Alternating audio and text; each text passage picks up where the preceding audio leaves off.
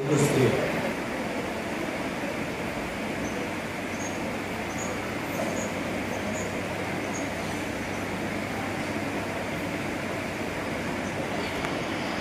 भरण्यासाठी काहींनी आपली माठ भरली, काही माठ भरत नाही, काहींनी आपल्या कमरेवर घेतलं, काहींनी डोक्यावर घेतलं, काही आलेल्या माठ भरत. आणि इतक्यात एका मैत्रिणीनं दुसऱ्या मैत्रिणीला आवाज दिला, अगं ऐकलंस? शांतीनं मात्र डोळ्याचा अलंकार करून सांगितलं नाही. तसं मैत्रिणीने सांगितलं, अगं त्या परमेश्वरपुराचे ते श्री गोविंद प्रभू आहेत ना,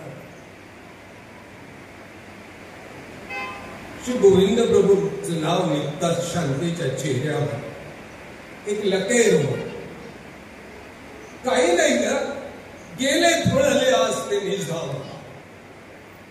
डोक्यावरचा माठ जमिनीवर कोसळला, शकल शकल माठाची, आणि शांता जमिनीवर कोसळली.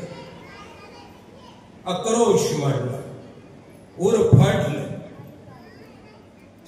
डोळ्यातल्या आसवांबरोबर काळजातल्या रक्ताची थेंब थेंब बाहेर ओघळायला लागली.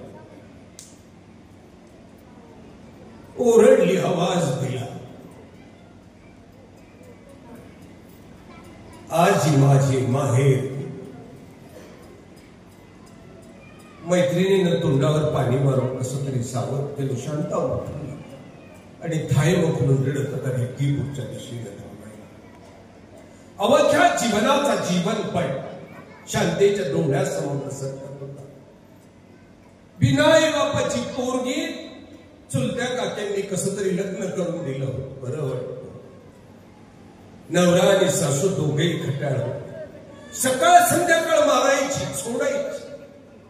बिनाई बापाची म्हणून हिंडवायची, करंट्या कपाळायची म्हणून हिंडवायची. आसवाच्या थेंबावर तुकडा पुट्टा टाकत होती, फक्त जगण्याकरता, फक्त जगण्याकरता. एक दिवस सकाळी नवऱ्यानं बद्दा बद्दा मारली, सासूला डोकला घातल्या. करंटी कुठली, तू जा मर एकदाची, तुझं तोंड काळं कर. माझ्या पोराच्या जीवनाचं वाटोळं केलं म्हणून सासूने 2 लाथा घातल्या. आणि आज मात्र जिव्हारी लागलेलं होतं. आणि जिव्हारी लागलेली शांता घराच्या बाहेर निघाली. नवऱ्याला आणि सासूला सांगितलं, हो जाते मी, आहे बिना बापाची, बिना आईची, जाते मी. नवऱ्यानं मधनं सांगितलं, अगं जा ना जा, कुठे जाशील मारायला? आहे कोण तू? तू कोणाला ठेवलं नाही, तू पांढऱ्या पायाची आहे का? जन्माला आली सर्वी नेली. शांतीनं मात्र तेवढ्याच प्रखरपणे उत्तर दिलं, आहे माझा बाप, जाईल मी, माझ्या बापाकडे जाईल. कुठला बाप तुला? जाईल मी. आणि शांता निघाली. डोक्यावरचा पदर कमरेला खोचला आणि शांता रिद्धिपूरच्या दिशेनं निघाली. मनामध्ये श्रीप्रभू बाबांचा धावा करत होती, डोळ्यातून आसू वाहत होती. इकडे रिद्धिपूरच्या राजमठाच्या बाहेर मात्र एक प्रसन्न आणि वेगळं वातावरण निर्माण झालं होतं. त्या दिवसाचा श्रीप्रभू बाबांचा सर्व विधी थांबला होता. गावामध्ये जाऊन खेळ क्रीडा थांबली होती. श्रीप्रभू बाबा फक्त राजमठाच्या मध्ये जायचे, बाहेर यायचे, कपाळावर हात ठेवायचे, आजी लेकी येईल. परिवार विचार करत होता, कुठली पोरगी येणार आज? श्रीप्रभू बाबांची कुठली पोरगी? आपल्याला तर माहित नाही कुठली पोरगी येणार. श्रीप्रभू बाबा मात्र कपाळावर हात ठेवून रस्त्याच्या दिशेनं पाहत राहायचे, वारंवार मध्ये जायचे, बाहेर यायचे, आजी लेकी. आणि लांब धावत येणारी शांता आक्रोश करत श्रीप्रभू बाबांनी पाहिली. आणि श्रीप्रभू बाबा राजमठाच्या बाहेर तुडू धावत गेले. येणाऱ्या शांतीनं श्रीप्रभू बाबांच्या चरणावर रंग टाकू म्हटलं तसं श्रीप्रभू बाबांनी धरलं आणि ब्राशी कवटाळलं. मायेचा स्पर्श झाला. अनंत जन्माचं दुःख शांतीच्या डोळ्यातनं बाहेर धावायला ओसंडून आलं. डोक्यावरनं हात फिरवला श्रीप्रभू बाबांनी, पाठीवर हात फिरवला. बाळे शिनलीस ग तू, शिनलीस बा. हाताला धरलं, सर्व परिवार समाजला. श्री प्रभू बाबांची लेख आणि म्हणून राजमठात उत्सव सुरू. अबाईसानं आता गरम पाणी ठेवलं, तिच्या डोक्यावर घातलं, तिला न्हाऊ घातलं. आता दुसरी चोळी लुगडं तिला नेसायला दिलं आणि आता स्वयंपाकाला सुरुवात झाली. बघा आता पूर्ण मांड्याचा स्वयंपाक झाला. इकडे मात्र मागचा तो शांतेचा नवरा विचार करत होता, बायको बापाकडे जाते म्हणजे कुणाकडे निघाली. तोही मागणं येतच होता, पाहत होता जाते कुठे. इकडे श्रीप्रभू बाबांनी इकडे स्वयंपाक चालू झाला, शांतेचं गाणं झालं आणि श्रीप्रभू बाबा आता उमऱ्याच्या बाहेर उभा राहून कपाळावर हात ठेवून रस्त्याची वाट पाहत होते. जावाई येईल होणे. परिवार विचार करायला लागला, अरे लेक घरात पोहोचली, आता हा जावाई कोणता आहे परत.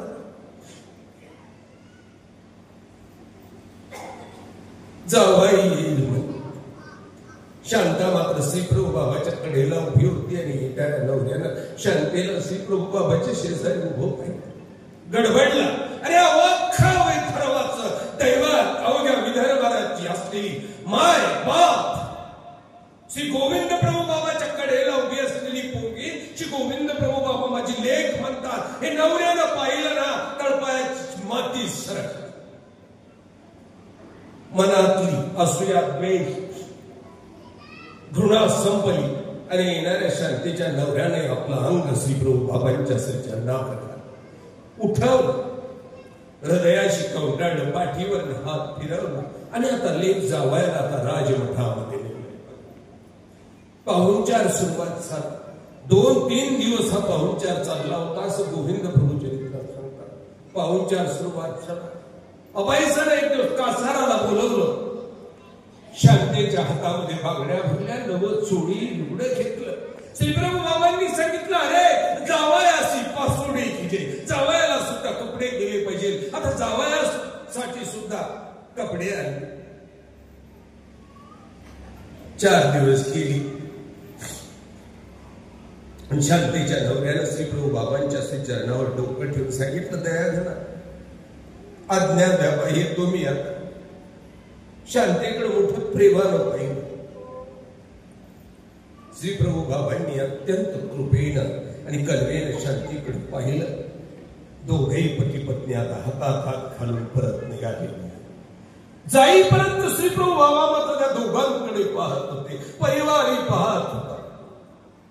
शांतेचा नवरा मात्र विचार करत होता की मी कुण्या जन्माचं पाप केलं की श्रीप्रभू बाबांच्या पोरीला छळलं. जी लेख देवाची आहे, देवानं जिला पोरगी म्हणावं, देवानं मला जावाई म्हणावं म्हणून आक्रोश करत आसव गाडत काळजाला पीळ पाडत हा शांतेचा नवरा घरी पोहोचला. आता मात्र शांतेचा सासूरवास संपला. आता सासू प्रेम करायला, जावाई प्रेम करायला, नवराई प्रेम करायला लागला. आता आनंदाची दिवस आली होती. शांता मात्र अगदी 2-4 महिन्यानं पूर्णाचा स्वयंपाक करायची, तुपाचं गाडगं घ्यायची आणि रिद्धिपूरला डोक्यावर घेऊन श्रीप्रभू बाबा करता यायची, आपल्या बाबा करता यायची. श्रीप्रभू बाबा मात्र वाट पाहायची, लेकी आणि मुलगी आली की आनंदाला बेहोश व्हायचे. अवघ्या राजमठात दुलदुल धावायचे. जेवायला बसले की गाडगं आणि पूर्णाच्या पोळ्यांचं टोपलं श्रीप्रभू बाबांकडे शांता ठेवायची. बाबा पुढे बसायची, आपल्या समोर जेवण घालायची आणि श्रीप्रभू बाबा अगदी यथेच्छ जेवण करायचे, थांबत नसायचे. अबाईसा मात्र कधी कधी ताट उचलून घ्यायची, जीजी पुरे की जोजी, थांबा, आता खूप खाल्लं. श्रीप्रभू बाबा म्हणायचे, नाही हे गोड आहे, मला अजून खाऊ दे. हा दिनक्रम सुरुवात झाला. वर्ष पुढे सरकत होती आणि ती बातमी त्या दिवशी मोठ्या सकाळी शांतेच्या कानावर पडली की श्रीप्रभू बाबांनी निजधामाला गमन केलं. नदीच्या तीरावरच्या त्या सखीनं पाणी भरता भरता सांगितलं. डोक्यावरचा माठ कोसळला. आक्रोश करत शांता आता रिद्धिपूरच्या दिशेनं निघाली. रिद्धिपूरचं वर्णन केलं जात होतं की त्यावेळेला अवोखा विदर्भ मुंगीच्या पावलाला रिद्धिपूरच्या दिशेनं निघालं होतं. माणसं मावत, मुंग्यांसारखी माणसं जमा झाली होती. प्रत्येकाच्या घशामध्ये होता हुंदका, डोळ्यामध्ये होती फक्त आसव. कारण श्रीप्रभू बाबांनी निजधामाला गमन केलं होतं. अवघ्या विदर्भाला, रिद्धिपुराला पोरक केलेलं होतं. श्रीप्रभू बाबांच्या त्या श्रीमूर्तीला आता स्नान घातलं होतं, पूजा झाली होती, विमान तयार केलं होतं. पण आचार्य नागदेव माहीमभट्ट मात्र वाट पाहत होते रस्त्याच्या दिशेने कुणाची तरी. प्रत्येक जण विचार करतो कोण येणार आहे, का थांबलाय, शेवटचा क्षण का थांबलाय म्हणून प्रत्येक जण विचार करत होता. कोण भाग्याचं येणार आहे की श्री प्रभू बाबांचा हा विधी थांबवला गेला म्हणून. लांब येणारे शंतीची हाक बाबा म्हणून माहीमभट्टाच्या आणि आचार्य नागदेवाच्या कानावर आदळली. तो गै धावत शांतेला अंग जमिनीवर टाकलेलं तो फट्टाफट्टा डोकं आपटलं केस तोडून गेलं. माझं माय बाहेर गेलं म्हणून उठवलं. श्री प्रभू बाबांच्या त्या श्रीमूर्तीला मिठी मारून शांतेला परोक्ष. ही निजधामाची यात्रा आता हळूहळू गावाच्या बाहेर पोहोचली. तो शेवटचा विधी संपन्न झाला. सर्व लोक आता आपल्या आपल्या गावाला जायला लागले. शांताई निघाली. माहीमभट्टांनी आणि आचार्य नागदेवांनी शांतीला अडवलं. शांतीला सांगितलं मठामध्ये चल. शांतीने मात्र हात जोडून सांगितले बाबा रे का मठामध्ये माझं आहे काय, आता माझं माय माहेर होत गेलंय, आता लुगडं चोळी तरी घे, दुःखाचं दुःख तरी होतो. नाही रे बाबा, उतरणार दुःख नाही आहे. जीवनाला भोग पडलंय, जीवन रक्त बंबाळ झालंय, त्या लुगडं चोळ्याला थोडं दुःख उतरणार. आणि शांता अगदी ओर बडवत आपल्या गावाला निघून गेली. श्री गोविंद प्रभू बाबांचा अवतार आहे. ज्याला कोणीच नाही ना त्यानं श्री प्रभू बाबांच्या चरणावर आपलं डोकं ठेवा. बस त्याचं सर्व काही श्री गोविंद प्रभू बाबा आहे. हो त्याचं माहेर आहे, त्याची माय आहे, त्याचा बाप आहे, त्याची बहीण आहे. त्वमेव माता पिता त्वमेव त्वमेव सखा त्वमेव विद्या द्रविणं त्वमेव त्वमेव सर्वं मम देव देव. सर्व काही तो आहे. तुम्हाला डोकं ठेवायची गरज आहे.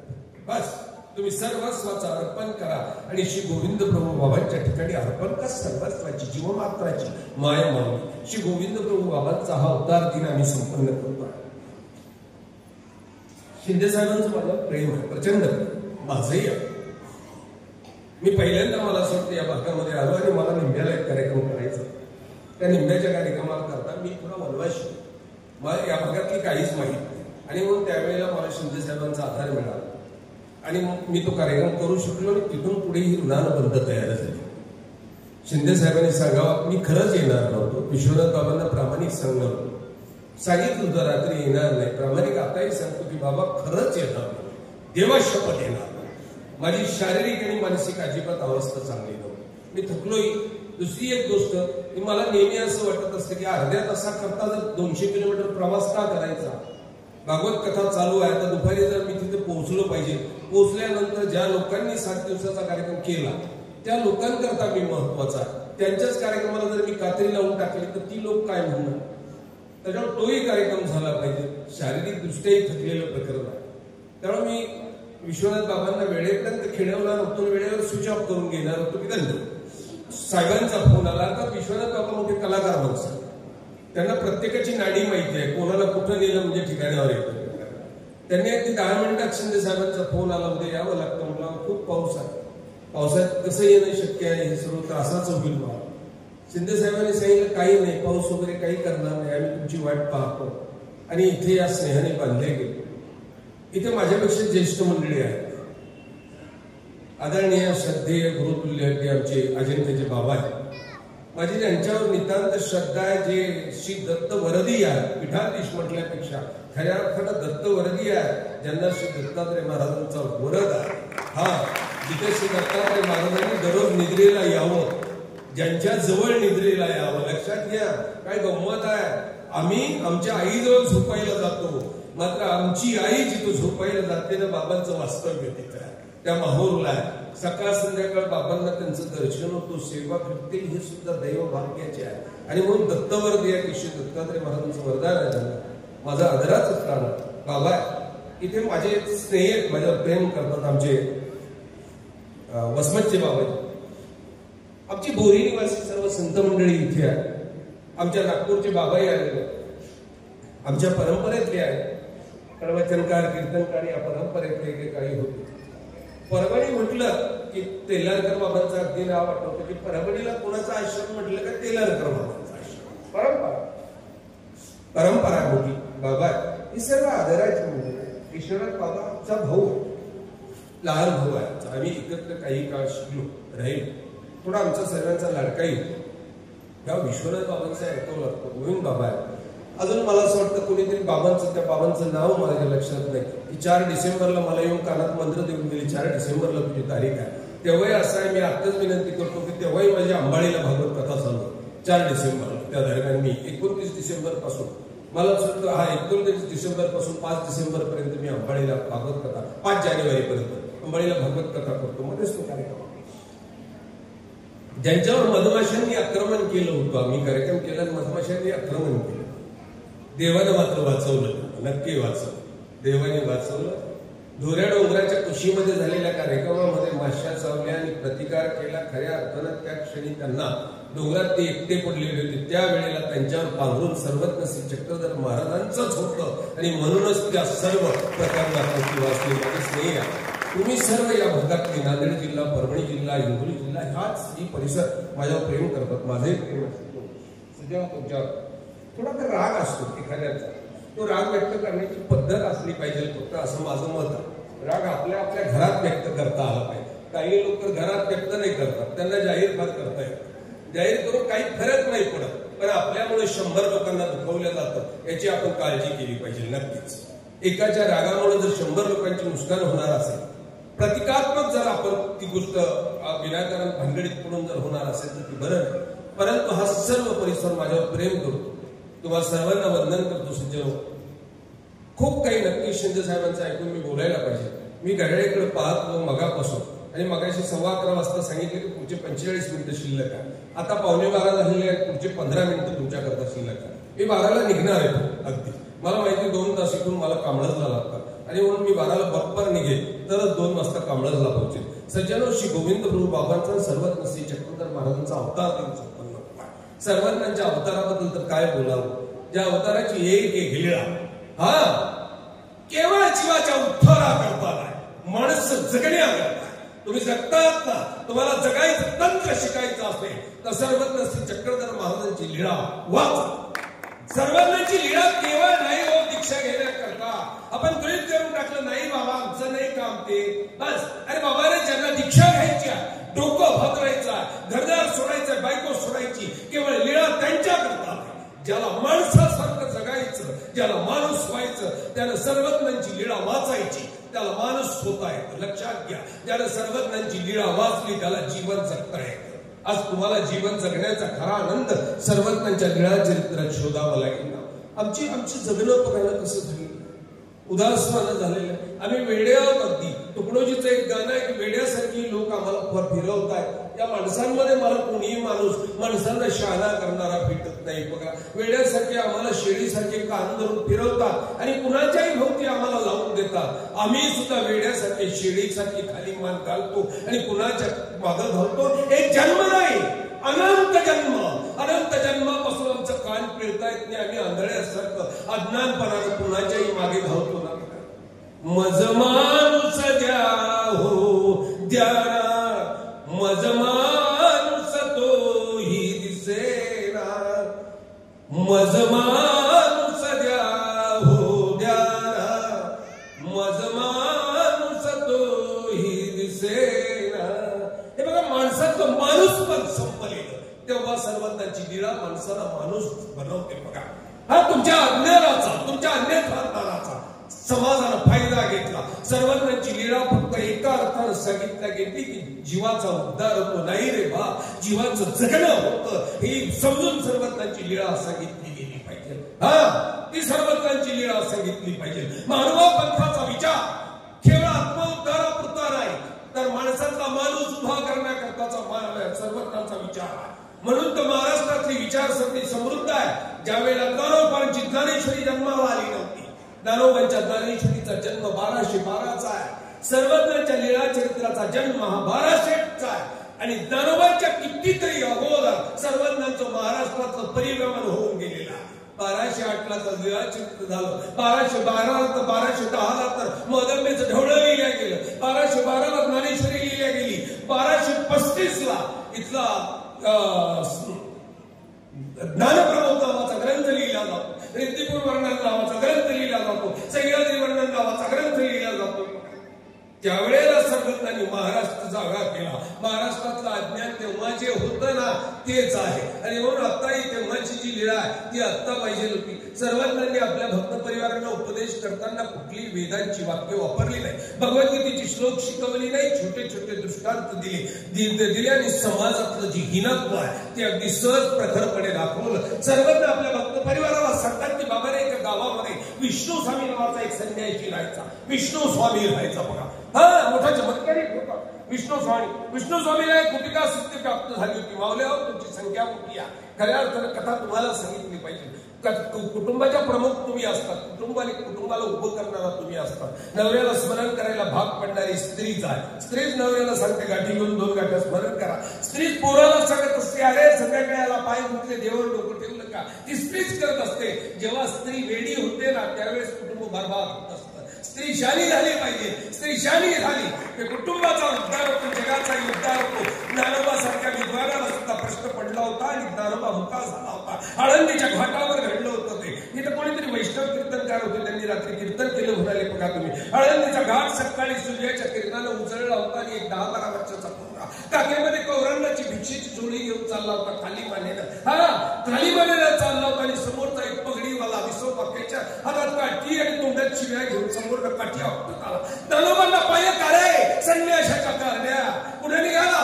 सकाळी सकाळी तोंड पाहिला मात्र संन्याशाची संतती, भ्रष्ट संतती. आता तुमचं तोंड पाहिलं ना, आम्हाला आंघोळ करावी लागेल, स्नान करावे लागेल. अरे का जगता रे, का जगता मरा. शिवाजी दाखवली वाहत होता. 12 वर्षाचा दानोबा मात्र खाली माने नव्हता, खाली माने उभा होता. विसोबा जवळला राग थांबला नाही. विसोबाने हातातल्या काठीनं दानोबाच्या काठीतली जोडी काढली, फेकली. का खायचं रे तुम्ही, मरा ना. जोडी फेकली. जवळ गेले रागानं, काठीनं ते सर्व पोहरांना जे होतं ती विस्कटलं. मराचा आता आम्हाला गोळ करावे लागेल. भ्रष्ट झालो आता. तुमच्या पावलाच्या खुणावर पावलं पडली तरी आम्हाला विटाळ. विसोबाखेच्या शिवाय देत निघून गेल्याने दानोबा खाली मानेनं गावाच्या बाहेर असलेल्या पर्णकुटीमध्ये पोहोचले. पर्णकुटीमध्ये प्रवेश केला. पर्णकुटीची ताटी ओढ आणि ज्ञानोबांनी आपलं डोकं दोन्ही गुडघ्याच्या मध्ये घातलं आणि ज्ञानोबांनी आक्रोश मांडला. त्या जगन्यांच्या परमात्म्याला आवाज दिला, हे दयाघना सांगण्यावर खरंच करे, आम्ही विटाळशी आहोत का? आमचं तोंड पाहिल्यानंतर यांना विटाळ होतो का? आम्हाला या पृथ्वीवर चालण्याचे अधिकार नाही. आमच्या पायाच्या खुणानं माती अपवित्र होती करे दया. आक्रोश मांडला. दोन्ही गुडघ्यांच्या मध्ये डोकं घातलं, आक्रोश मांडला. परमेश्वराला प्रश्नांची सरबत्ती करायला सुरुवात केली.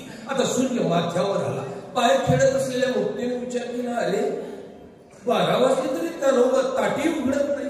आहेत वैष्णव मंडळी इथे तू बसलेली गेलेत का मगाची कीर्तन वगैरे?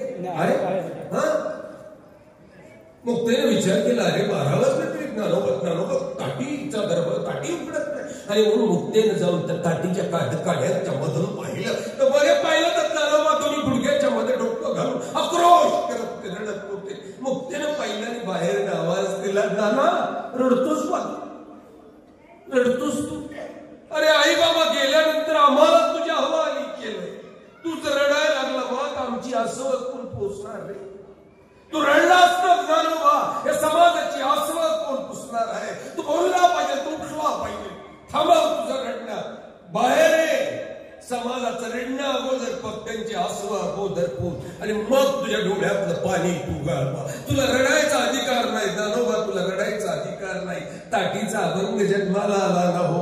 योगी पावन मनाचा, योगी पावन मनाचा. जन्माला आला ताटीचा अभंग एका स्त्रीने जन्माला घातला. मुक्ताई नसती ना ज्ञानोबा नसती. मुक्ताई नसती चांगली उपासकची जन्माला आली नसती. मुक्ताई नसती ज्ञानेश्वरी जन्माला आली नसती. स्त्री शानी झाली पाहिजे. मावल्यावर तुम्हाला हे चरित्र तुमच्या गावातले भगत, वाणी, ज्योतिषी, गंडा, तोडा, अंगारा, धुपारा घरामध्ये पोहोचवणारे कोण आहेत माहिती का? तुम्हाला जास्त हे कंटे थोडे आवडतात, तुम्हाला जास्त अंगाला दुखारा वाटतं. पोट दुखलं तरी तुम्ही कुणाजवळ तरी जाऊन सांगत असता पोट दुखतं बघा बाहेरचं जात. तुम्हाला जास्त करणे आवडतात. अंगात भूत यांच्या कधीच येत नाही, तुमच्याच अंगात भूत येतात बघा. हा भूत येताना सुद्धा मी विचार करतो माधुरी दीक्षितच्या कधीच अंगात येत नाही, कधीच नाही तिच्या अंगात आलं की विडे ठेवायला. कटरीना कैफ बी कधी आली नाही, यांच्याच कस काय अंगात येतं. अरे याला कारण आहे तुमच्या ठिकाणी असलेलं अज्ञान आणि अन्याचा ज्ञान आहे, त्याचा भरणा केला आणि तुमची जन्मान जन्म लूट केली आहे. सर्वज्ञ मात्र विष्णू स्वामीची घटना सांगतात. हा विष्णू स्वामीला एक गुटिका प्राप्त झालेली होती, एक मुळी होती, त्याला माहिती होतं. ती मुळी तोंडात ठेवली की हा विष्णू स्वामी आकाशात उडायचा. रात्र झाली का विष्णू स्वामी गुटिका तोंडात ठेवायचा. लोकांची जेवण चालली का उडायचा. ढाब्यावर जायचा, झरोक्यातनं खाली पाहायचा कोण काय जेवतोय, कोण काय बोलतोय, कोणाचं काय भांडण चाललं. रात्री पाहायचं. सकाळी लोक दर्शन आले तर मग विष्णू स्वामी त्याला सांगायचे का रे तू वांग्याची भाजी खात होता वाटतं का, तुझं बायकोचं भांडण झालं होतं, तू शिव्या घालत होता, जरा शिव्या घालू नको, भांडण करत नको. दुसरा कुणी आला तर त्याला सांगायचं तुझ्या घरी पूर्णाची पोळी होती, खीर होती. लोकांना आश्चर्य वाटायचं आपण काय जेवलो हेही माहिती. नवरा बायकोचं झालेलं एकांताचं भांडण सुद्धा याला माहिती आहे. हा देव पुरुष आहे. आणि लोक त्याच्या भजनी लागले. आता लोक त्याला परमेश्वर समजायला लागले. गावोगावची लोक यायला लागली. आता मोठं मंदिर बांधलं, मोठा आश्रम झाला, जय जयकार करणारे शिष्य मोठे झाले, आता जेडे पटवायला लागली. आता दिवस पुढे गेली आणि विष्णू स्वामीचं मोठं प्रश्न निर्माण झालं.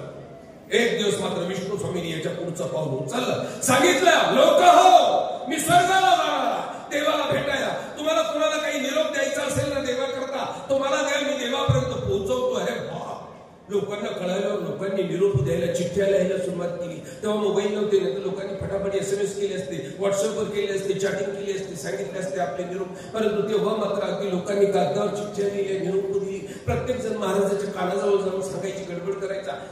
लाखो लोक जमा झाले. सर्वज्ञ सांगतात गंगा तीराच्या त्या पात्रामध्ये माणसांना उभं राहायला जागा नव्हती. दोन्ही तीराची तुरुंग ओरडली होती. ओरडून ओरडून लोक सांगत होते देवाला निरोप. आणि विष्णू स्वामी सर्वांना आशीर्वाद देऊन सांगत होते तुमचा निरोप आता मी देवाला पोहोचवतो म्हणून. आता ती वेळ झाली. विष्णू स्वामींनी ती हळूच गुटिका तोंडात टाकली. डोळे लागले आले. आता विष्णू स्वामी आता हवेत उडायला लागले, हळूहळू वर जायला लागले. लोक जय जयकार करायला लागले. आता विष्णू स्वामी 25 फूट केले, लोकांचा जय जयकारा वाढला. आता 50 फूट झाले, आता गंगा गुंजून जायला लागला. आता 100 फुटावर आहे, आता 200 फुटावर आहे. आणि सर्वज्ञ सांगतात उन्हाळ्याची दिवस होती आणि बरोबर 200 फुटावर विष्णू स्वामी गेले आणि वाहतून उठली. बघा वाहतून माहितीये तुम्हाला, अशी गोल फिरते, ती जोरात वर जाते. वाहतून उठली. सुदैवानं अगदी बरोबर विष्णू स्वामी त्या वाहतुळीत सापडले. वाहतुळीचा कचरा विष्णू स्वामीच्या नाकात गेला आणि फटकन शिंक आली. जोरानं विष्णू स्वामी शिंकले आणि तोंडातली गुटिका त्या शिंकेबरोबर फेकल्या गेली. गुटिका फेकली आणि आता विष्णू स्वामी खाली यायला लागले. सर्वज्ञ सांगतात विष्णू स्वामीची वेगळी काही व्यवस्था नव्हती जमिनीवर. विष्णू स्वामी वेगानं आले. सर्वज्ञांनी सांगितलं बाबा रे पाण्यात कोसळले म्हणून हाडं काढ वाचली, अन्यथा हाडं काढ सुद्धा जमा करावी लागली असती. पगार अंधश्रद्धेला धिक्कार करणाऱ्या सर्वज्ञ चक्रधर महाराजांची लीळा बघा. ही तुम्हाला फक्त मोक्षाला देत नाही, जगण्याला शिकवते की बाबा रे तुम्ही अंधश्रद्धेच्या आहारी जाऊ नका. तुमच्यात अंधश्रद्धा जर नसेल ना तर श्रद्धेचा जन्म होतो आणि श्रद्धा तुमचं आत्मकल्याण होतो, जीवनाचं सोनं करतो. श्रद्धा असली पाहिजे. बघा श्रद्धा नाही अज्ञानाच्या त्या अज्ञान लोकांच्या मागे लागून तुमच्या अज्ञानाचा अधिक फायदा घेतला जातो. एक लीळा सर्वज्ञांची मी तुम्हाला सांगेन, अगदी एक लीळा जीवमात्रांचं कल्याण करणारी, अभय देणारी. संसारातल्या लोकांनी लीळा चरित्र जास्त वाचलं. संसारातल्या लोकांनी सर्वज्ञ चक्रधर महाराजांचं तत्वज्ञान जगा. तुमचं जगणं सुखकर होण्याकरता ते तोच एक पर्याय. तुम्ही उपदेश घेताय, गाठी करताना बाबा अनेक वेळेला त्यांचे नाम जर विचारले तर भयानक अवस्था आहे. ते काय म्हणतात माहिती आहे? सांगितलेलं बरं नाही, परत त्यांचे नाम पाठ नाही. तो आमच्या उपदेशांची नामही पाठ नाही. ज्या नामामुळे देव प्रसन्न होतो, ज्या नामामुळे द्रौपदीचं सर्वस्व रक्षण केलं गेलं, हो एका नामाला द्रौपदीचं रक्षण झालं, ते नामच आमच्या पाठ नाही. जर्सी दत्तात्रयाच्या एका नामानं अरळकाचे तिन्ही ताप शमली. शंभोनी शंभोनी शंभो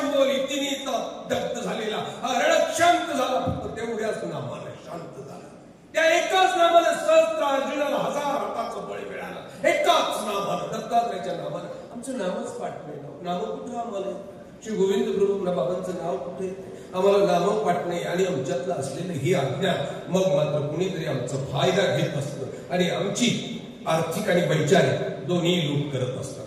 आर्थिक ही लूट होते, पैशांची लूट होते आणि वैचारिक लूट होते की तुम्ही दुबळे होत जाता. तुम्ही सर्व दुबळे झालेले आहात तुमच्या अज्ञानामुळे. तुम्हाला ज्ञान नसल्यामुळं. सर्वज्ञ सांगतात एका गुरुला 2 शिष्य होते. 2-3 लिळा सांगतो, माझ्या राहिली 5 नाही, 2च लिळा सांगतो. सर्वज्ञ सांगतात एका गुरुला 2 शिष्य होते. गावात भिक्षेला निघाले. बाबा माझ्याकडे रागाने पाहतायत. अजिंक्याचे बाबा सांगतायत तू उरक लवकर आता. ते 2 शिष्य होती. गावात भिक्षेला निघाली. झोळी होती, घर आडघर गळ भिक्षा चालू होती. आणि नेमके एका घराच्या समोर पोहोचले आणि पाहिलं होतं की तिथे छोटी छोटी पिलं खेळताना पाहिली होती. डुकराची पिलं लहानपणी मोठी गोरी गोमटी असतात बघा, लाल भंग दिसतात. मग मोठी गोजीरवाणी शेपूट फार मस्त हलवतात. ती दोन्ही पिलं पाहिली. या पोरांना वाटलं अरे बापरे हा कुठला प्राणी आहे. बघा अज्ञान बघा आमचंही असं काय, हा कुठला प्राणी असा गोरा पान आहे, चांगलं जाडा जुडा आहे, तोंड बी नाक आहे मस्त आहे, असं मोठं नाक आहे, फेकरं नाक नाही आणि शेपूट पान किती लाडानं फिरवतोय. हे दोघं विचार करायला हा कुठला प्राणी आहे. मोठा भाऊ होता गुरुभाऊ, त्याने सांगितलं तुला माहित नाही हा प्राणी कुठला आहे. त्याने सांगितलं नाही हा कुठला प्राणी आहे. त्यांनी सांगितलं हा मुशक वृद्धी. या गावामध्ये खायला खूप आहे आणि म्हणून मुशक आहे तो उंदीर खाऊन खाऊन जाणार. मुशक वृद्धी. लहान्यानं सांगितलं अजिबात नाही, मूर्खासारखं काहीही बोलू नको. हा उंदीर नाही, हा उंदीर मोठा उंदीर झालेला नाही, याला खायला खूप घातलं म्हणून हा जाडजूड झालेला उंदीर नाही. हा गजक्षय, हा हत्ती लहान झालेला या गावामध्ये खायलाच. हा मराठवाडा आहे, इथं हॅब्रिडच्या भाकरी खावं लागतं आणि म्हणून हा बारीक झाला हत्ती. इथे ज्वारीचा कडबा आहे, इथे हिरवं राहत नाही आणि म्हणून हा खायला बारीक झाला. हा गजक्षय, हत्ती लहान झाला. दोघांचं वाटत आले उंदरी तुंदरी, दोघांनी एकामेकाच्या गच्च्या धरल्या. अज्ञानाची हीच तर गंमत आहे मोठी, ते एकामेकाच्या गच्च्या लवकर धरतात. समजच नसतोय ना, बावळटपणाच असतो सगळा, यंगरटपणा. धरल्या गच्च्या आणि शेवट निर्णय झाला की हे पिलू उचलून घेऊन जायचं. गुरुलाच विचारायचं ठरलं. जोड्या बाजूला ठेवल्या, पिलूच उचललं. ते डुकराचं पिलू उचल पळाले. गुरु पुढे नेऊन आदळला. गुरु बी चमत्कारी तिथे पाहायला लागले. काय लफडा आला आता, हे नवीनच आहे प्रकार काय. मोठ्याला जायला गुरुजी हा प्राणी गावात भेटला, मी याला सांगितलं मुशक वृद्धी. हा उंदीर मोठा झाला, खाऊन खाऊन पोचला. या गावात खायला खूप आहे आणि मग उंदीरा जाड झालेला. हा गदाडा नाही म्हणतो. लाल्याने जायला गुरुजी अजिबात नाही, या गावात खायलाच मिळत नाही. हा हायब्रिडच्या भाकरी आहे, सारखं पातळ वरण आहे आणि कडवा आहे कोरडा. तो जाड कस काय होऊ शकतो उंदीर? उंदीर नाही, हा गजक्षय, हत्ती लहान झालाय. त्याचं तोंड पा कसं लहान झालंय, म्हणजे हत्तीचं दोन ताडा तोंड लहान झालं. हत्तीसारखी शेपूट आहे त्याची, बघा ते तुडतुडू हलवत आहे. हा गजक्षय. मोठ्याला अजिबात नाही. गुरुजीच्या पुढे अमृत उमरी व्हायला लागली. एकाने गजक्षय, एकाने जायला मुशकवृद्धी. गुरुजींना प्रश्न पडला, कारण गुरुजी त्यांचे इतकेच ज्ञानी होते, त्यांनी जीवनात पाहिलेले नव्हते. गुरुजी विचार करायला लागले, बाजू कोणाची याची घेतली का याला राणी, याची घेतली की याला राणी. मोठी पंचायत होणार आहे आणि या वेगळं तर दोघांनाही सांगायचं. काय सांगायचं? आणि मग गुरुजीने सांगितलं, मूर्खांनो, माझ्या सांगितलं एवढी वर्ष राहून सुद्धा तुम्हाला हे कळालं नाही, अक्कल आली नाही. हा प्राणी कोणता आहे? आता माझं दोघंही शिष्य घाबरले. अरे आपल्या दोघांचंही चुकलं, हा काहीतरी दुसराच आहे. म्हणून शिष्याने हात जोडले, सांगितलं महाराज चुकलं आमचं, आम्हाला खरंच ज्ञान नाही, आम्ही अज्ञान. अरे हा चक्रवाकू पक्षी. दोघही शिष्य त्याच्याकडे पाहायला लागले. सर्वज्ञ भोवतीचा परिवार पाहायला लागला. अरे 4 पायाचं डुक्कर आहे, हा चक्रवाक पक्षी कसं काय म्हणशील? अरे पक्षी आणि पशु याच्यातला फरक कर राजा. तर गुरु इतकं अज्ञान असेल ना, तो शिष्याला काय ज्ञान देणार? लक्षात घ्या, सर्वज्ञांची लीळा आहे. इथं सर्वज्ञांनी सांगितलं, बाबा रे तुम्ही हे सुद्धा तुम्हाला जीवनात आचरणात आणणारी गोष्ट आहे. तुम्हाला गुरु आल्यानंतर तुम्ही प्रपंचातली कथा सांगतात. मला अनेक वेळेला लोक भेटतात ना, मग मी कंटाळा करतो, कुठंतरी गपचूप कार्याकोपऱ्यात निघून जाऊ. कारण भेटलेला माणूस मला त्याचं सांगत असतो, बाबा काय चाललं? काही नाही, पोराचं लग्न झालं बाबा, बस चांगलं पाटलाच्या घरात गेले, देशमुखाच्या घरात गेली, 50 एकर जमीन आहे, आता सुद्धा ऊस आहे. मागच्या वर्षी सुद्धा 100 पांड्या टन ऊस गेला. एकदम मस्त आहे, 2-4 गाड्या आहेत, 2-4 भानगडी आहे आणि बस आमची घरी फजित आहे. आता तो पाटील भेटला बाबा. त्या पाटलाने मला सांगितलं, म्हणजे बाबा काही नाही, ते 2-3 पोरं होते, लग्न झाले, आता 2 कारी राहिल्या फक्त, बस काही नाही, मस्त आहे, 10-12 एकर जमीन आहे. पाणी आहे, 2-4 विहीर खोदल्या, पाईपलाईन केलेली आहे, एकदम मस्त आहे बाबा, काहीच चिंता करायची नाही. हा 4 खारी होत्या, 2 गेल्या, आता 2च राहिल्या. मी म्हटलं भलताय श्रीमंत माणूस, 2 कार आहेत, 4 कार होते याच्यावर, आता 2च कार राहिली आहे. मला चला घरी चहा पिऊ म्हटलं, चांगला यजमान भेटला, नक्की 100-500 रुपये पूजा करला. आता याच्या घरी जर 2 कार आहेत, 25 एकर ऊस आहे, म्हटलं चला घरी. गेले बोंबलत,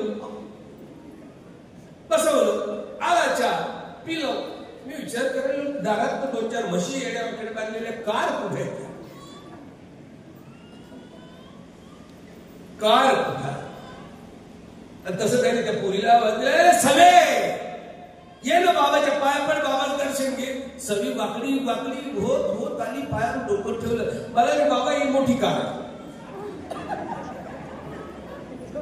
हे बावड्या, तुझी फसवणूक होते ना. सर्वज्ञांची गिरा मात्र आत्मोद्धाराची आहे. हो, सर्वज्ञाच्या श्रीमूर्तीकडे पाहिलं ना तरी तुमच्या आत्मशांत झाल्याशिवाय राहत नाही. प्रपंचातली माणसं प्रपंच करून करून थकली.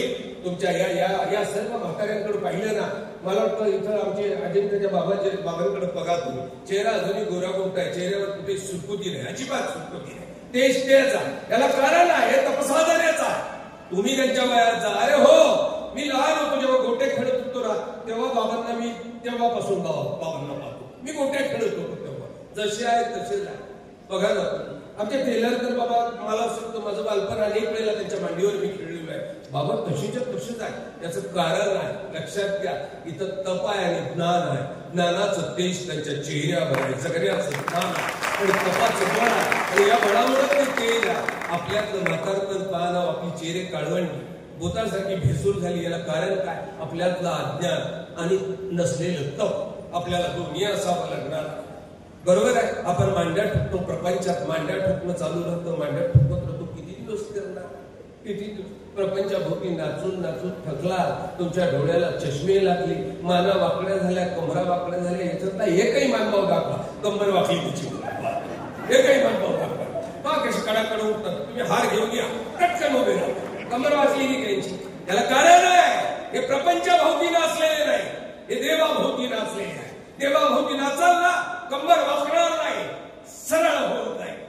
तुम्ही प्रपंचाभोवती नाचले, अनंत जन्म नाचला आणि नाचून नाचून तुम्ही आता कमरेनं आणि मानेनं वाकडे. नाच नाचुनी अति मी दमले, थकले रे नंदलाला, थकले रे गोपाला, थकले रे नंदलाला, थकले रे गोपाला. नाचून नाचून नाचून नाचून संसाराभोवती, पोरीभोवती नाचलो, पोराभोवती नाचलो, सुनेभोवती नाचलो, नातवंडांनी नाचवलं, गाईनं नाचवलं, म्हशीनं नाचवलं, शेळीनं नाचवलं. नाचतो आहोत, नाचतो आहोत. निलाज रे पण कटीसने सुनी, निसुंगपणाचा शेला, निर्लज्जपणाचा कपडा आम्ही अंगाला गुंडाळून घेतलेला आहे. पुनरुपी जननम पुनरुपी मरणम धर्मी जय जय गोविंद. आम्ही परत येतो, परत मरतो, परत जन्म, परत. आम्हाला कधीच दुःख होत नाही. आमचा जन्म का झाला, आम्ही का मरतो?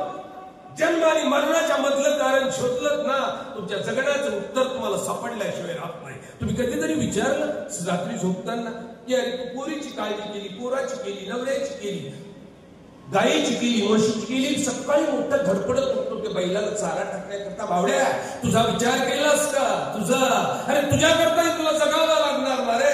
तू तुझ्या 24 तासामध्ये तुझा विचार करणं, तुझ्या आत्म्याचा विचार करणं केलायस का कधी? नाही रे. निर्लज्जपणानं जगला आणि निर्लज्जपणानं हात वर करून दे.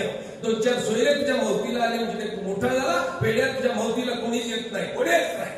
मौतीला कोणीच कोणाच्या येत नसतं. प्रत्येक जण काळजी करत असतो आपल्या मौतीला हे लोक आले पाहिजे म्हणून. त्या मरणाऱ्याकरता कोणी येत नसतं, आपल्याही मौतीला आले पाहिजे. कुणीच कोणाच्या दहाव्याला जात नाही, आपल्या दहाव्याला लोक आले पाहिजे म्हणून लोक दहाव्याला जात असतात. लक्षात घ्या, कुणी कोणाच्या लग्नाला जायला रिकामा नाही. आपल्या पोराच्या लग्नाला, पोरीच्या लग्नाला आलं पाहिजे म्हणून येत असतात. परंतु तरीही आम्ही प्रपंचाच्या भोवती नाचत असतो, निर्लज्जपणावर असतो. निलाज रे पण कटीसने सुनी, निसुगपणाचा शेला, आत्मस्तुतीचे कुंडल काणी, गर्व चढविला भाळा. आत्मस्तुती करतो आम्ही आमची. तुम्हाला विचारावं लागत नाही तुम्हाला किती एकर जमीन आहे, तुम्ही भेटला का सांगत असता आम्हाला 25 एकर शेती आहे. तुम्हाला विचारावं लागत नाही तुम्हाला पोरं किती आहे, बाबा तुम्ही भेटल्या का बाबा 2 पोरं 4 पोरी आहे. तुम्हाला विचारावं लागत नाही तुमची पोरगी कुठं दिलेली आहे, लगेच सांगतात. ऊस किती लावलेला आहे सांगावं लागत नाही. तुम्ही किती लोकांच्या मुंड्या मोडल्या एवढंच तुम्ही सांगत नसता. फक्त किती बँकांचे पैसे बुडवले एवढं तुम्ही सांगत नसता. बाकी सर्व तुम्हाला स्तुती करून घ्यायची सवय आहे. आत्मस्तुतीची कुंडल गाणी, गर्व चढविला भाळा, आणि कपाळावर गर्वाचा अहंकाराचा टिळा लावून कुशाल निर्लज्जपणे आपण अनंत जन्म फिरतोय. उपभोगाच्या शतकमलांची, उपभोगाच्या शतकमलांची कंठी घालून माळा, थकले रे नंदलाला.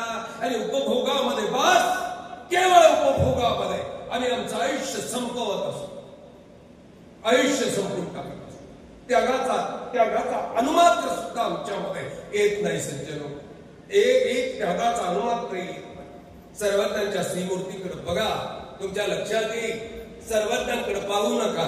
मी आता सध्या सर्वज्ञ श्री चक्रधर स्वामी अवतार दिनाच्या निमित्त मला असं वाटतं गेले 1-1.5 महिन्यापासून मी महाराष्ट्रात फिरतो, वेगवेगळ्या भागांमध्ये फिरतोय. मी लोकांना सांगतोय बाबा रे, सर्वज्ञांची श्रीमूर्त पाहण्याच्या अगोदर सर्वज्ञ श्री चक्रधर महाराजांची अभय देणारी मंडी सुद्धा बघा. ज्या मांडीनं अभय दिले लोकांना, ती मांडी आठवा. नका देवाला आठवू, नाही आठवता आलं तरी चालेल.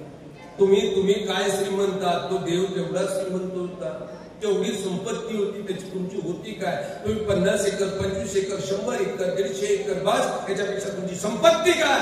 सर्वज्ञ चक्रधर महाराजांची संपत्ती केवढी होती माहिती आहे? अरे गुजरातचा राजा आहे, प्रधान पुत्र नाही, राजा आहे गुजरातचा. राज्य वैभव होतं. 800 वर्षापूर्वीचा राजवाडा आज आहे गुजरातला उभा.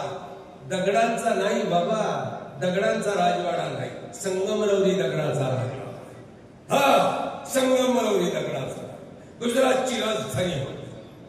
राज्य वैभवाला लात मारली ना, परत फिरून पाहिलं नाही, मागे पाहिलं.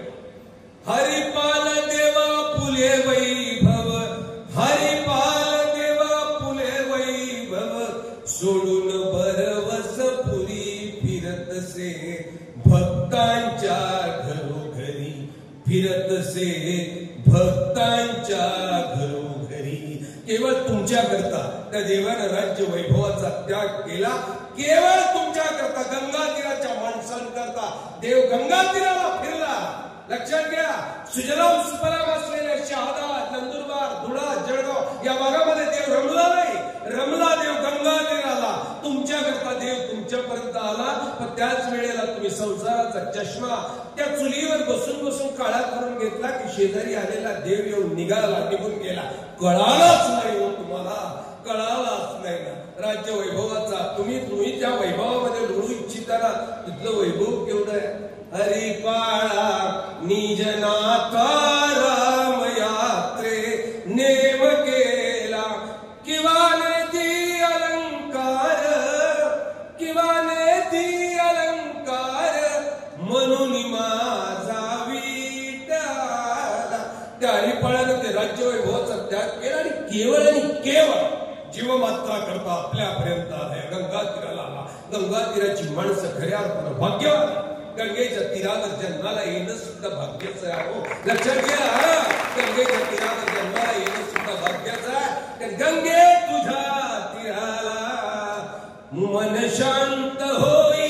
या गंगेच्या तीराला माणसाचं मन शांत होऊ शकतं. लक्षात घ्या, गंगेच्या तीराला श्री ज्ञानोबांना दर्शन श्री दत्तात्रय महाराजांचं कुठं झालं माहिती आहे? त्या गंगा तीराला झालं. पंचाळेश्वराला झालं ज्ञानोबांना दर्शन, त्या गंगेच्या पात्रामध्ये झालं. त्या गंगेच्या पात्रामध्ये श्री दत्तात्रय महाराजांना सुद्धा भोजन करण्याची प्रवृत्ती झाली आणि एकाला आशीर्वाद देऊन टाकला, चल येईल. 1 दिवस नाही, किती वर्ष झाली त्याला जेवणाला? बोला लवकर बोला, किती वर्ष झाले? श्री दत्तात्रय महाराज पांचाळेश्वराच्या त्या गंगेच्या मध्यभागी जेवणाला येतात. किती वर्षापूर्वीची गोष्ट आहे?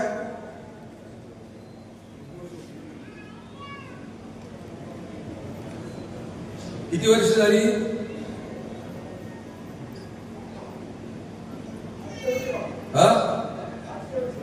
दत्तात्रय महाराजांनी त्या पांचाळेश्वरला जेवण करायला 800 वर्ष झाली. माऊरचे बाबा 24,05,000 वर्ष.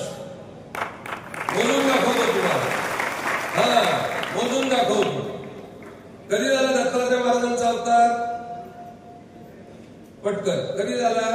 दत्तात्रय महाराजांचा अवतार कोणत्या युगातला? त्रेतायुग. त्याच्या अगोदर कोणतं युग होतं? कृतयुग.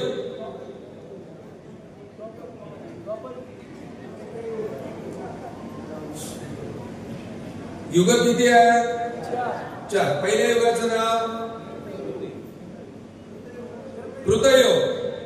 कृतयुगाचं आयुष्य 32 लाख वर्षाचं कृतयुग. मग नंतर त्रेतायुग 16 लाख वर्षाचं. मग द्वापारयुग 8 लाख वर्षाचं. मग कलियुग 4 लाख वर्षाचं. मग पहिलं कृतयुग गेलं होतं ना, म्हणजे 32 लाख वर्षाचा विषय आला का आता? नाही, ते युग संपलं होतं. युग संपलं असते दत्तात्रय महाराजांचा अवतार झाला ना, मग त्रेतायुगात झाला ना. मग त्रेतायुगाचे 16 लाख वर्ष झाले का नाही आता? मग 16 लाख त्रेतायुगाचे, मग द्वापारयुगाचे 8. 16 आणि 8 24. आणि आता कलियुगाचे 5.5 म्हणजे 5,000 वर्ष. 24,05,000 वर्षापूर्वीची गोष्ट आहे की दत्तात्रय महाराजांना तेव्हा त्या जागेवर येऊन जेवण करावं असं वाटलं. ती जागा इतकी पवित्र झाली ना की गंगेला वाटलं इथून आपण जावं. दत्तात्रय महाराज अगोदर त्या जागेवर जेवले आणि नंतर गंगा तिथं त्यांच्या दर्शनाला आली. हा सुद्धा मोठा गमतीचा भाग आहे. गंगा तेव्हा नव्हती जेव्हा दत्तात्रय महाराजांनी पांचाळ राजाला आणि त्या ऋषींना आश्वासन दिले तुम्ही इथं जेवायला येईल, तेव्हा गंगा नव्हती. मंडळी लक्षात घ्या, तेव्हा गंगा नव्हती. श्री दत्तात्रय महाराजांनी त्या जागेवर भोजन करायला सुरुवात केलं आणि गंगा त्यांच्या दर्शनाला तिथं आली. बघा तुम्ही, त्या गंगेला सुद्धा कळालं ती गंगा श्री दत्तात्रय महाराजांच्या चरणाला वेढा घालून पुढे आली पवित्र होऊन. जी गंगा तुमच्या शेजारी आहे, परंतु त्या गंगेचा अर्धोदक तुम्हाला मिळालं नाही. किती दुर्दैव आहे आपलं. लक्षात घ्या. सर्वांची श्रीमूर्त पाहू नका. अगदी 5 मिनिटात माझं संपवतो, माझी वेळ वाढते. सज्जनो, तुम्ही काही पाहू नका, सर्वज्ञांच्या अनेक लीळा पाहू नका. सर्वज्ञांच्या श्रीमूर्तीची मांडी पायी माणसाची मांडी मोठी वाईट आहे. मांडी मोठी वाईट आहे. एक मांडी नसती ना, एक मांडी नसती ना तर महाभारत कथा जन्माला आली नसती. महाभारत घडलं नसतं. 40 लाख लोक मारले गेली नसते. एक मांडी नसती तर. एका मांडीनं लोकांनी आरोप केला. भगवंत गोपाल कृष्णाच्या श्लोकाला मोडून तोडून सांगितलं, यदा यदा हि धर्मस्य ग्लानी भवति भारत अभ्युत्थानम अधर्मस्य तदात्मानं सृजाम्यहं परित्राणाय साधूनां विनाशाय च दुष्कृतां धर्म संस्थापनार्थाय संभवामि युगे युगे. श्रीकृष्णाने अवतार घेऊन युद्ध करून सर्व पाप्यांना मारून टाकलं. तो श्लोक घराघरामध्ये चर्चेला आला आणि बस झाला ना खेळ. तो युद्धाचा फोटो सुद्धा आमच्या घरात कुणी लावत नाही. ज्योतिषांनी सांगितला तो जर लावला, महाभारताचा फोटो जर घरात लावला तर घरात महाभारत होतो म्हणे. घरातले फोटो खालून जाळले धुले. बावड्या, तुझ्या घरामध्ये कुणी अर्जुन नाही रे बावड्या. तू स्वतःला काय द्रौपदी समजते का ग? तुझं नाक पुढं, तुझं तोंड पुढं, तू कसली द्रौपदी? हे अर्जुन, तुझं कंबर वाचलं ना रे बावड्या. कसला भीम तू? 1 किलोचं गठोडं उचलत नाही. तू काय भीम आहे तुझ्या घरात महाभारत व्हायला? गदड्या, अरे त्या महाभारताच्या कृष्णाचं ते भगवद्गीता निरूपण करत असलेल्या कृष्णाचं दर्शन घडलं असतं ना सकाळी सकाळी, तरी तुझ्या पापाची मुळं पळून गेलेली असते, तुझ्या भोवतीचे अविचार पळून गेलेली असते. पण बघा ना, नाही तो फोटो घरात लावू नये. तो फोटो लावला का घरात सुद्धा महाभारत तुझं बावड्या. महाभारतात तू मेला ना रे. आयुष्यभर संसाराचं महाभारत तुला मारून टाकतंय. किती वेळेला युद्ध घडलं, किती वेळेला तू मेला. मधलं महाभारत संपव. भगवद्गीता जन्माला घाल. भगवंतानं सांगितलेला श्लोक मात्र नक्की तसा नाही. संभवामि युगे युगे. मी युगायुगामध्ये प्रत्येक वेळेला होत नाही होत. जर धर्म संपला असेल तर नव्यानं धर्माची स्थापना, नव्यानं परत धर्मोपदेश करतो, लोकांमध्ये धर्म जागा करतो. इतका सोपा श्लोक होता. श्रीकृष्णाने युद्ध घडवलं नाही, मग भीमानं घडवलं नाही, दुर्योधनाने घडवलं नाही. कोणीतरी सांगितलं राजा धर्मदास त्या सोबत्या खेळला नसताना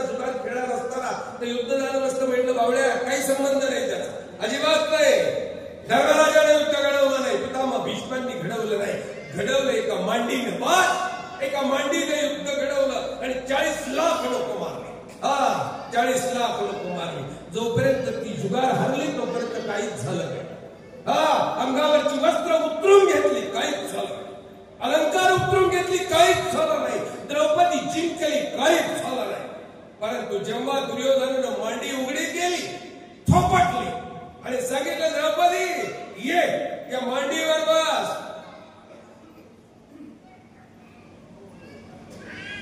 या दुधगावकर बाबा या वर ये.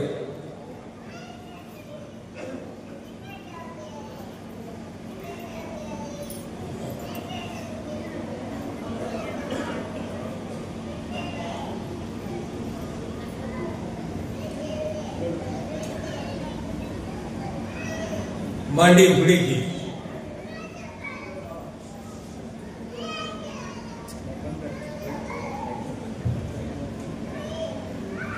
दुर्योधनानं मांडी उघडी केली. द्रौपदीकडे पाहिलं, सांगितलं, द्रौपदी ये मांडीवर बस. राणी बनवून वागवेल तुला, राणी बनवून जगवेल. आणि ती उघडी झालेली मांडी थोपटणाऱ्या त्या दुर्योधनाला पाहिलं. भीमानं हातात कला घेतली आणि दुर्योधनाला सांगितलं, दुर्या या गद्याला तुझी मांडी फोड आहे, शकला शकला करून टाक. त्या मांडीच्या त्या रक्तानं माखलेल्या हातानं द्रौपदीची वेणी घाले. द्रौपदीने मागे वळून सांगितलं, दुर्योधना माझा नवरा भीम त्याच्या गद्यानं तुझ्या मांडीची शकला करे. रक्तानं माखलेल्या हातानं जेव्हा माझी वेणी घालेल ना तेव्हाच मी वेणी घालेल. आणि सज्जन, इथे महाभारती युद्धाची बीज रोखली. ठरलं आता मारामारी नक्की होणार, नक्की कौरवांना मारल्या झाला. इथे महाभारती युद्धाची बीजारोपण झाली. महाभारत युद्ध कुणी घडवलं? मांडीने घडवलं. तर मांडी थोपटली नसती ना, संसाराची गावाची विभागणी कशाला होते सज्जनो? जेव्हा ग्रामपंचायतची इलेक्शन लावतात ती मांड्या थोपटतात ना, समजून घ्यायची गावाची शकल झाल्याशिवाय. भाऊ भावांवर मांड्या थोकायला लागले की समजायची घराची शकल झाल्याशिवाय राहत नाही. मांडी मोठी गमतीची आहे. ही मांडी बघा तुम्ही, सर्वज्ञ चक्रधर महाराजांच्या लीळा चरित्रात ही मांडी पाहिला जा.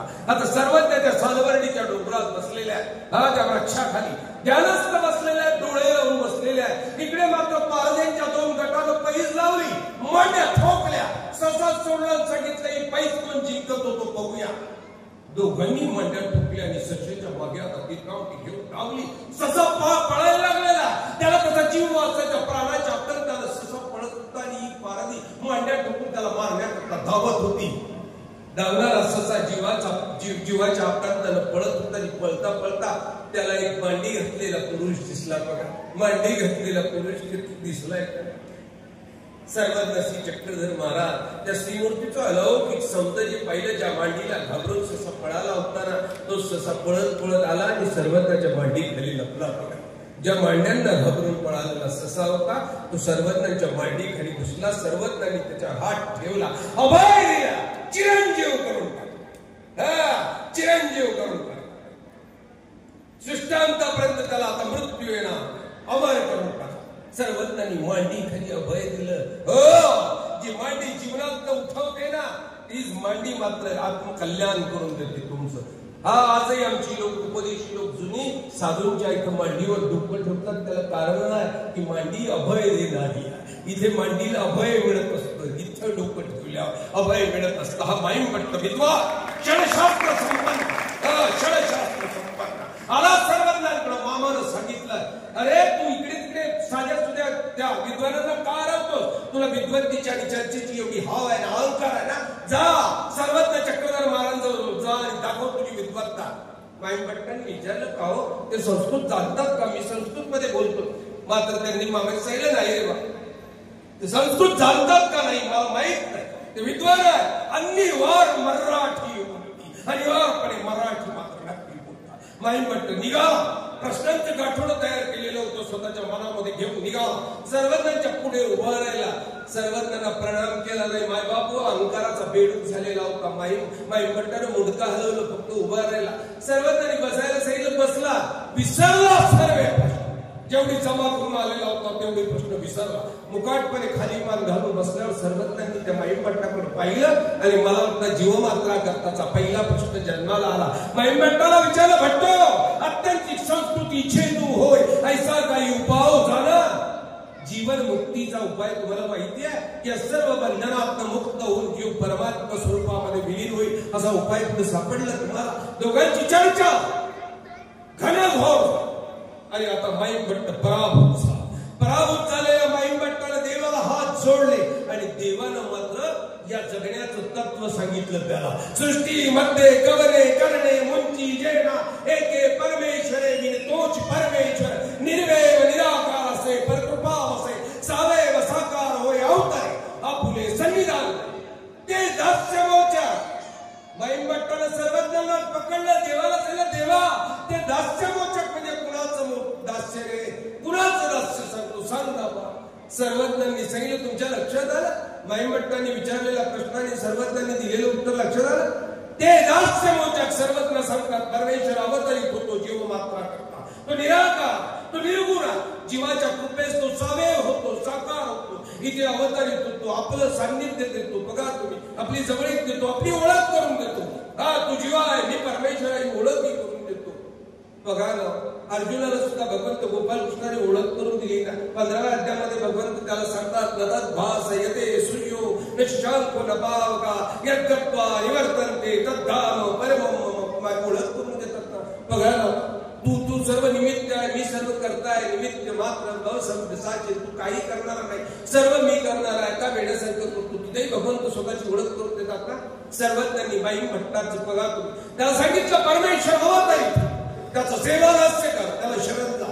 माईमभट्टाने चक्कर विचारले, प्रभू खरं आहे, तू परमेश्वर सांग ना, पण नेमका कोणता आहे म्हणजे मी त्याला शरण जातो. कोणाचं दास्य करू, कुणाचं स्मरण करू? सर्वज्ञांनी सांगितलं, तो अपारी श्रीकृष्ण चक्रवर्ती, द्वापार युगातला श्रीकृष्ण चक्रवर्तीचं स्मरण कर, तुझा उद्धार झाल्याशिवाय राहणार. माईमभट्ट हुशार होते, आपल्यासारखी गडेगावाळे नव्हते. माईमभट्टाने झालं, प्रभो ते युग गेलं, तो अवतारही गेला, निजधाम, आम्ही दास्य कुणाचं करायचं? सर्वज्ञांनी सांगितलं, सह्याद्री श्री दत्तात्रेय. माईमभट्टाने चटकन सांगितलं, प्रभो ते अमोघ दर्शन, दर्शन होण्याची नाही, दर्शन होतच नाही बाबा. त्यांचं सेवादास्य कसं कळेल? सर्वज्ञांनी मात्र माईमभट्टाकडे कौतुकानं पाहिले आणि कोणते झाले? द्वारावती श्री चांगदेव राहू. माईमभट्ट स्मित हास्य केलं, सांगितलं, दया घडा. माईमभट्ट विचार करत होता, हा समोर बसलेला कोण आहे जो आपल्याला निरोपण करतोय, ज्यानं आपल्याला पराभूत केलंय, जो देवाची माहिती देतोय, देवाचं गाव सांगतोय, देवाचं नाव सांगतोय, हा कोण आहे?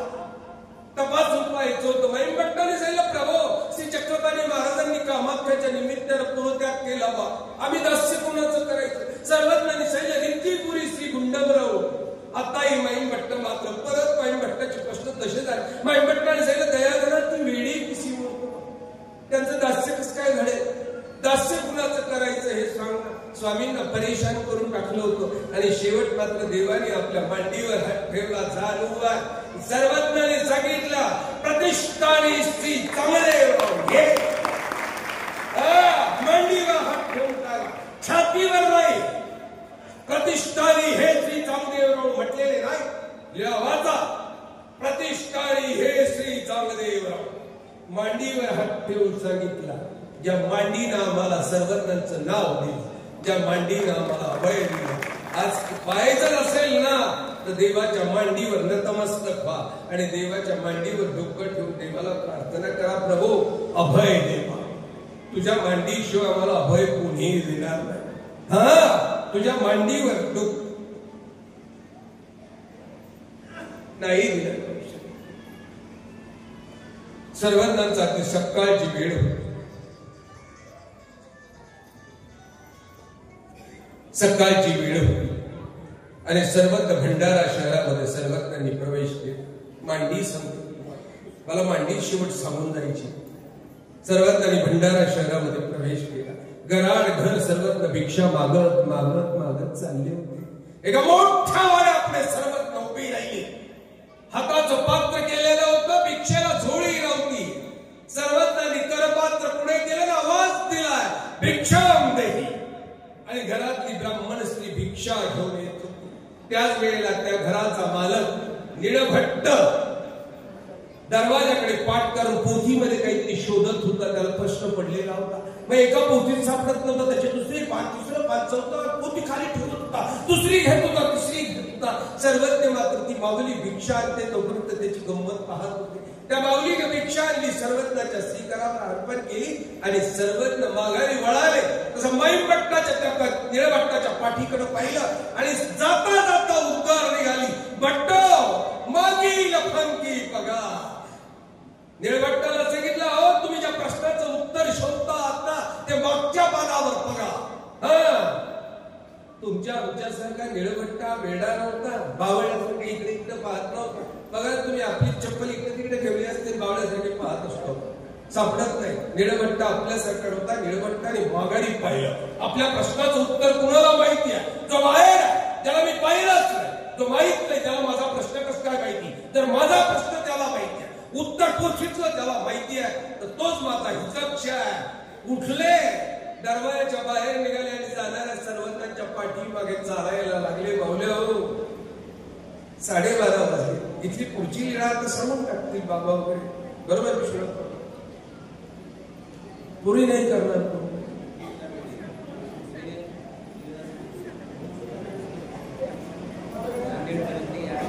तुम्ही विचारलं का जेवले का, चहा पिले का? ते जेवढं विचारलं नाही लेखा, पाणी पिले का, चहा पिले का? माळीत निळभट्ट भंडारेकर सर्वज्ञांच्या मागे निघाले. पत्नीनं पाहिलं, आंघोळीला पाणी काढलेलं आपला नवरा निघाला कोणाच्या मागे. पळत झाली, दरवाजात उभी राहिली. बाईनं दरवाजाच्या बाहेर उभं राहायचं नाही, कधीच नाही. तिने दरवाजाच्या बाहेर उभं राहून नवऱ्याला नाही, कुणाला आवाज द्यायचा. बाई मात्र पतिव्रतेचं लक्षण आहे. बाई उंबऱ्याच्या मध्ये होती. नवऱ्याला खालून वाकून पाहिलं, आओ कुठे निघाला? निळभट्ट भंडारेकर मागे पाहिलं. पत्नीला सांगितलं, काय पत्नी आहे? लक्षात घ्या, तपासूनच घ्या लीळाचरित्र. तुम्ही लीळाचरित्र, मी काय म्हणतो तुम्हाला, लीळाचरित्र म्हणजे फक्त संन्यास घ्यायचं तंत्र नाही की बस संन्याशानेच ते वाचायचं त्यांचे उद्योग आहेत. नाही, जगण्याचा मंत्र, मूलमंत्र देणार लीळाचरित्र. रामकथेमध्ये ती एक स्त्री सांगितलं जाते, माहिती आहे लक्ष्मणाच्या बायकोचं नाव काय? उर्मिला. रामकथेमध्ये सांगितलं जातं, रामचंद्र वनवासाला निघाले, मग सीताबाई निघाल्या, मग लक्ष्मण सेवा करायला निघाले. उर्मिलेचं नेमकंच लग्न झालेलं होतं, 7-8-10 महिने झालेले होते. तरुण होती, नवलग्नाचं स्वप्न तिच्या डोळ्यामध्ये होतं आणि नवरात्रीला कोणीतरी सांगितलं की तू चालला 14 वर्ष वनवासाला, रामाच्या बरोबर सेवेला चालला. पळत झाली. उर्मिला दरवाजात उभी राहिली, नवऱ्याला आवाज दिला, अहो कुठे निघाला? लक्ष्मण मागे वळाला. उर्मिलेला सांगितलं, उर्मिले अगं ताई, आता दादा, मोठा दादा वनवासात चालला, बहिणी वनवासात चालली, त्याच्या सेवेकरता मी गेलो पाहिजे, लहान भाऊ आहे, गेलो पाहिजे, माझं कर्तव्य आहे. तू थांबली पाहिजे, तू थांबली पाहिजे. आई बाबाची सेवा करणं तुझं कर्म आहे, धर्म आहे, तू थांबली पाहिजे. सांगताच की उर्मिला 14 वर्ष मागे नवऱ्याला सोडून. किती वर्ष? 14. रामचंद्रांचा वनवास संपला, लक्ष्मण परत संपलं का नाही उर्मिलेचं काम? 14 वर्षानंतर नवरा भेटला का नाही? निळभट्ट भंडारेकर बघा तुम्ही, माघारी वळाले आणि माघारी वळून आपल्या पत्नीला सांगितलं, आता तुझा होतो तुझ्या जवळ आहे, आता ज्याचा आहे त्याच्या बरोबर निघालो, तू राहा, खुशाल राहा, जबाबदारीनं सर्व पालन कर. एवढे शब्दाने निळभट्ट भंडारेकरांची पत्नी होती तिथंच थांबली. या जागेवर तुम्ही राहिले असत्या, तुम्ही काय पटकन, यांचा विषयच नाही. तुम्ही काय करायचं? नवरा उठला, कुठल्या तरी संन्यासीच्या मागे निघाला, म्हणून सांगितलं, थांब, तू मला जायचं आहे, ज्याचा आहे त्याच्यावर चाललो, तू थांबा. तुम्ही काय केलं? साधारणतः विचार, डोळे लावून विचार, काय केलं? तुमची भाषा कशी राहिली असती, ऍक्टिंग कशी राहिली असती, कशी केली असती? मला भाषाही येते, ऍक्टिंग शिकते. तुम्ही म्हटलं, हे भाड्या हरकत देत मग जाय, चालला वर तोडतो म्हटले असते का? गळ्यात शपथ घेऊन सांगा म्हटले असते का? आजी सुद्धा हो, काय गंमत आहे, खोटं बोलताच येत नाही. मात्र चक्रकानानंद सैल असंच म्हटले असते, निळभट्ट भंडारे का निघा. पत्नी मात्र मागे थांबली. आता सर्वज्ञ गंगेच्या तीरावर गेले. आपापली भिक्षा टाकली. भोजन झालं. सर्वज्ञांनी आपले श्रीकंठ गंगेच्या पात्रामध्ये धुतले आणि त्या पाशरावरचा तो उच्चिष्ट प्रसाद निळभट्ट भंडारेकरांनी घेतला आणि सर्वज्ञांच्या बरोबर राहायला लागले. 1 वर्ष नाही, 16 वर्षाचं सान्निध्य आहे भंडारेकराचं. तो देव सुद्धा एक वेळेला गैवारला आणि त्याने सांगितलं की भंडारेकराचं वागणं काय होतं, मायबाप तुमचं वागणं काय मला माहिती. हा कार्यक्रम संपू द्या, मग बघा तुमची झुंबड पंक्ती करता कशी होते. मधून बाबा जाऊन होते, मधून बाई जाऊ डक्काडीवर तुम्ही तुमची जागा मिळवता का नाही आम्हाला माहिती. तुम्ही भाविक किती वेळ राहता ते, तेवढाच वेळ कंबरत बसायच्या वेळेपर्यंत. नंतर बघा मात्र भंडारेकर 16 वर्ष सान्निध्य. सर्वज्ञ सांगतात 16 वर्षाच्या सान्निध्यात एक क्षणभर सुद्धा त्यांनी पाठ आपली देवाला दिसून दिली नाही. 16 वर्षाचं सान्निध्य. आणि एक दिवस उगावला. सर्वज्ञ चक्रधर महाराज बसलेले होते. निळभट्ट भंडारेकर भिक्षेसाठी हातात जोडी घेऊन निघाले. सर्वज्ञांना दंडक प्रणाम केला. तसं प्रभूनं सांगितलं, बट्टो आज गावात जातात परंतु काही आश्चर्य पाहिलं तर बोलू नका. हा नाही बोलणार. आणि निळभट्ट भंडारेकर गावाच्या दिशेने गेले. वेस ओलांडली. गावाच्या बाहेर शाळा होती. त्या शाळेमध्ये मुलं शिकत होती, विद्यार्थी शिकत होती, मास्तर शिकत होती. त्या शाळेला बाहेरनं मात्र सरी भूतं लटकली होती, देवता लटकल्या होत्या. ती शाळा हलवत होत्या. निळभट्ट भंडारेकर विद्वान होते, ज्योतिषाचे ज्ञानी होते. पाहिलं शाळा पडणार आहे, मुलं म्हणणार आहे, ओरडणार आहे, पळाई शाळा पडणार आहे. देवता लोक तिला पाडताय. मुलं पळाली, शिक्षक पळाली आणि धाडकन शाळा कोसळली. अवघ्या गावाला आश्चर्य वाटलं. आपली मुलं वाचली या विद्वान माणसामुळं. अख्ख्या गावामध्ये आता निळभट्ट भंडारेकरांचं बघा तुम्ही स्वागत व्हायला लागलं, गंध लावायला लागले, टिळे लावायला लागले, गळ्यात फुलांच्या माळा घालायला लागली. आता मिष्टान्नाची भिक्षा दिली आणि बरोबर भिक्षा करून आता भंडारेकर स्वामींजवळ पोहोचले. कपाळाला टिळा आहे, गळ्यात माळ आहे. आता जोडी आहे भिक्षेची. चेहऱ्यावर प्रसन्न भाव आहे. सर्वज्ञांना जोडी दृष्टिकोन केली. सर्वज्ञांनी पाहिली आणि निळभट्ट भंडारेकरांना विचारलं, भट्टो अरे ही मिष्टान्नाची भिक्षा, कपाळाला टिळा, गळ्यात माळ, काय प्रकार आहे. आणि निळभट्टांनी सांगितलं, जी शाळा पडणार होती, देवता तिला पाडत होत्या, मी पाहिली, मी सांगितलं, मुलं वाचली, शिक्षक वाचले. गावानं माझा आदर सत्कार केला. सर्वज्ञ श्री चक्रधर महाराजांच्या त्या श्रीमूर्तीवर मात्र वेदनेची लकेर उमटली. चेहऱ्यावर लकेर उमटली. डोळे डबडबली. माहीम निळभट्टाकडे पाहिलं. सांगितलं, भट्टो अहो मी सांगितलं होतं ना तुम्हाला, गावात काही आश्चर्य पाहिलं तर बोलू नका म्हणून सांगितलं होतं ना, का बोललं. भंडारेकरांना आपली चूक लक्षात आली. निळभट्टांना हात सोडलं. हे दयाघरात चुकलो रे बा, चुकलो रे, आज्ञाभंग केली तुझी, माझी चूक झाली. सर्वज्ञ मूक बसले. 8-10 दिवस झाले आणि आता मायूर निळभट्ट भंडारेकरांना आता जुलाबाचा त्रास व्हायला लागला, अतिसाराचा त्रास व्हायला लागला. 2, 4, 6, 8 दिवस झाले. जुलाब सारखी होत होती. आता शरीरातलं पाणी संपूर्ण अशक्ती आली. आता उठणं बसणं होईना. आता निळभट्टाच्या शब्द आता कपड्यातच होऊन जायचं, शिसू कपड्यात होऊन जायची. सर्वज्ञ चक्रधर महाराज मात्र स्वतःचे कपडे काढायचे, दुसरे कपडे नेसवायचे. तो शिसून भरलेला कपडा अगदी गंगेवर नेऊन धुवायचे, परत वाळवायची, परत निळभट्ट भंडारेकरांना नेसवायची. त्या मंदिराच्या पुजाऱ्याने कुरकुर केली ना, स्वामींनी निळभट्टाला पाठीवर घालून दुसऱ्या ठिकाणी नेलं आणि स्वामी सर्वज्ञ आपल्या त्या भक्ताची सेवा करतात. मायबाप हो, देवानं सेवा करावी एवढ्या भक्तीचा भक्त तुम्ही कुठे ऐकला नसा. तो लीळा चरित्रात सापडतो. लीळा चरित्रात सापडतो आणि देवानं स्वतः शौच भरावं, धुवावं. एवढा मोठा देव सुद्धा आमचा देव श्री चक्रधर लीळा चरित्रात सापडतो. बघा आता अजून 2-4 दिवस गेली. शेवटचा तो क्षण निर्माण झाला की आता निळभट्ट भंडारेकरांचा प्राण जाईल असं सर्वजणांच्या लक्षात आलं. ते डोकं उचललं आणि आपल्या मांडीवर घेतलं. मायबाप हो, बघा तुम्ही मांडी काय गमतीची आहे.